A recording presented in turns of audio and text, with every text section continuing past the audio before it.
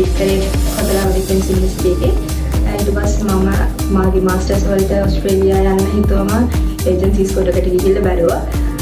ගිහිල්ලා බලලා වයිස් එකට ආවම වයිස් එකේ කට්ටිය කතා කරපු විදිහට මට හිතුණා මගේ රික්වයර්මන්ට්ස් වලට ගැලපෙන විදිහට මෙතනින් ඉංග්‍රීසි එක දාන්න ඕන කියලා හිතුවා.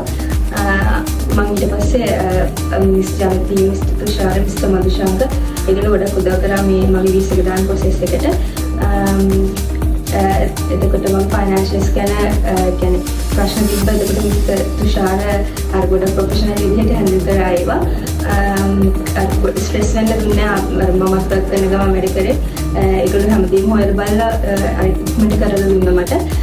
මම වීසා ලොන්ච් කරේ ජූන් 6 ඊපස්සේ මගේ වීසා ග්‍රාන්ට් වුණා.